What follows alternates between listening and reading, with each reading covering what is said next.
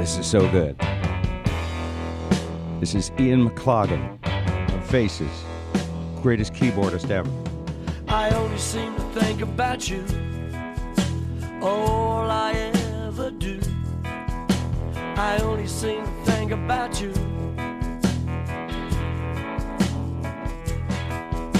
I wake up in the morning, there you are.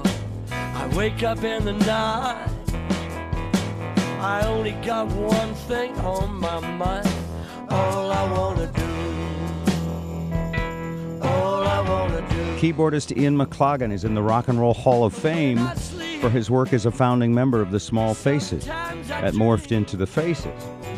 Of course, Rod Stewart's had a wonderful career. So has Ian.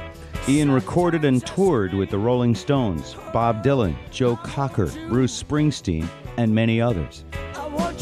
Ian makes his home in the wonderfully musical artistic community of Austin, Texas these days.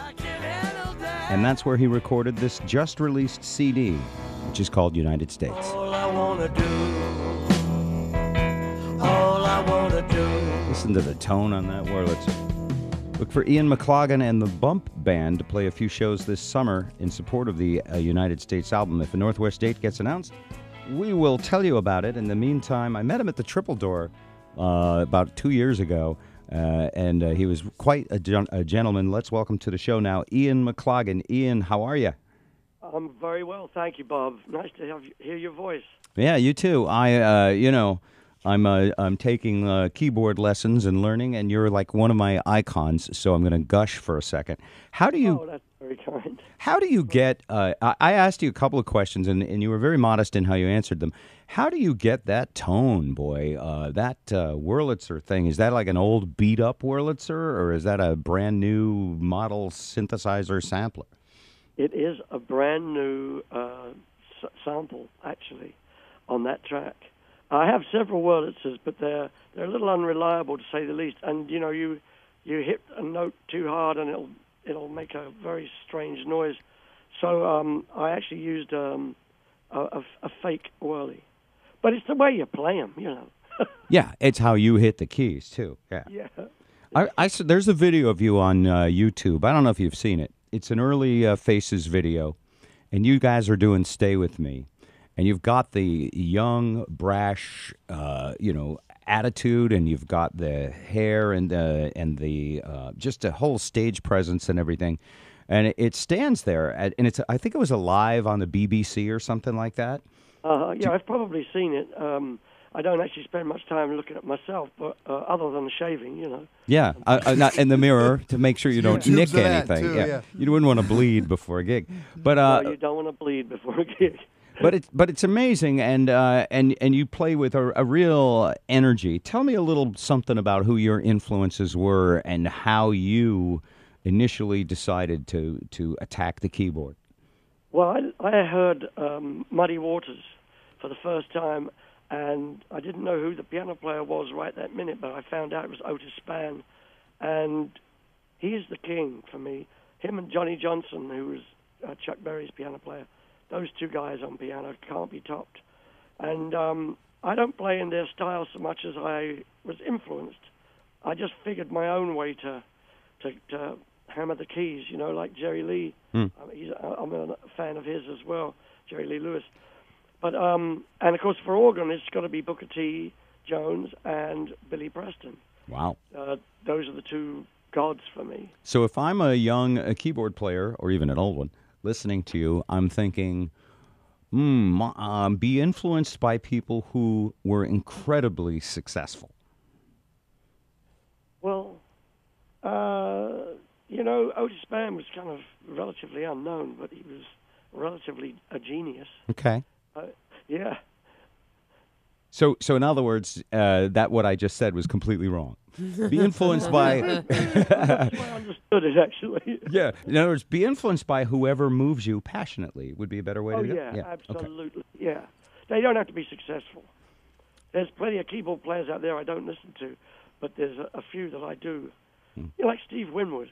Brilliant. Absolutely brilliant. Al Cooper. There's lots of great keyboard players. Right. You were, and creative doesn't necessarily mean highly skilled, too. Some of the greatest parts are fairly simple. Yeah. Oh, well, that's being creative. I mean, yeah, too many notes. I try to avoid using too many notes. You were recently in Seattle with Hart. They did a benefit for the orca whale, and you sat in with a band? Yeah, with Andrew Morse. Yeah. And That's a nice event. I didn't realize you were there. That was a nice event. oh, Ian, I'm stalking you. I'm going to be. If Way to keep 500 feet away, though, buddy. I'm 500 feet away. Proud of you. Very creepy. No, it was very fun to. It was very fun to watch. Do you like doing that? Like, if you sit in with somebody, how do you get ready to sit in with somebody? Do you listen to recordings of what you're going to do and just show up, I never sit in with people. I always have to rehearse. I don't understand okay, let's jam in E for an hour. Okay. You know, that doesn't interest me, like Fish or Grateful Dead. But I enjoy playing with people, and if I get to rehearse, then I'm into it. So at least a little bit of rehearsal. Yeah. Is there an artist? You have to have a map. You know? Okay. Is there an artist right now, Ian, if they gave you a call and said, I want to go out on the road and I want you to be my keyboard player, is there somebody you would drop what you're doing and say, hey, I'd love to go out Right. with Besides the Rolling Stones, Bob Dylan, Joe Cocker, Bruce Springsteen, and that other guy. There's a little band from Cavan in Ireland called The Stripes, Strypes. Yeah. If you haven't seen them, people out there, go check out their performance on Letterman. Aren't they little kids or, young boys? Well, the drummer's 17. He's probably 18 by now. Yeah, they're all young, and they've got the fire, they got the look, they got the energy and the songs. And they've been listening to Muddy Waters, Bo Diddley, Howlin' Wolf, Jimmy Reed. They've been listening to all the good old stuff, too. And they're young. There's hope for music, finally.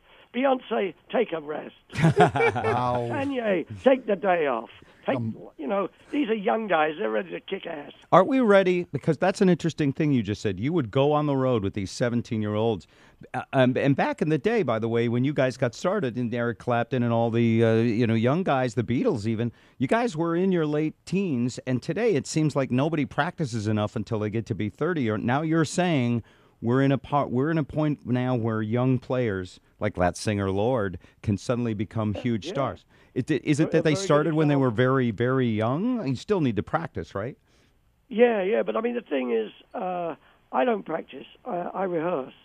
The difference being, once you know where you are on your instrument, you don't really. I mean, you can practice if you like. I just don't do it.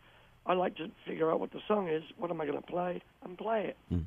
I'm gonna look for the Stripes, Ian, because I really believe in you. You wear your heart on your sleeve when it comes to music. In fact, I was reading some interviews that you've been doing recently for your album United States, and you mentioned Green Day, and I'm just wondering if that quote is accurate. What you said about Green Day, and do you stand by it? If I had a gun, they'd all be dead, and I'd be happy about it. Well, I think he was just speaking. Here's the thing. Here's what I said was if.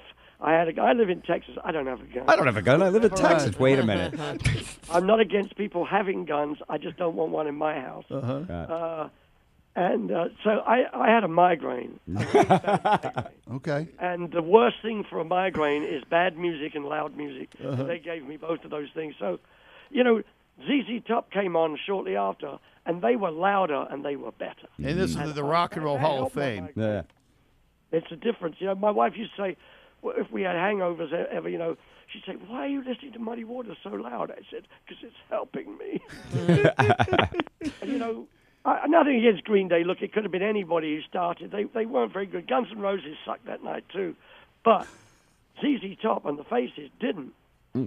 Speaking of ZZ Top, loud and great. Speaking of the Faces, speaking of the great bands, what about, everybody's into reunions these days. Everybody's into tours from their icons. Is there anything big in the works? Well, there isn't, except for the fact that we're going to tour next year. That's pretty big. That's pretty big. And who's, of all the original guys, who's on the tour? Well, Ronnie Wood is going to do it. Ian Yeah. McLagan's going to do it because I can speak for him. Your Ian And, McLagan will be Jones there. is going to do it, and Rod Stewart's going to do it. That's everybody. That's Awesome. everybody that's alive. Yeah, well, I wasn't going to mention anything about not being alive. Well, All right. Ronnie Lane's long gone, but he will be honored. All right. And Ian, do you think you'll be in the Pacific Northwest? You can't skip our area, can you? Well, We can't do that. Yeah, of course we'll be up there. Yeah, absolutely. All right. Well, we will look. You can't do a tour of the States without playing Seattle. You just got to get that rain on you. Yeah. Well, we'll make sure that you get, and that's good for your migraine too. That rain. It's really very soothing. It's really good for my migraine. Uh-huh. You've got in Washington State and Colorado and California and Michigan, which we don't have in Texas, Jody? is reasonable marijuana laws. There you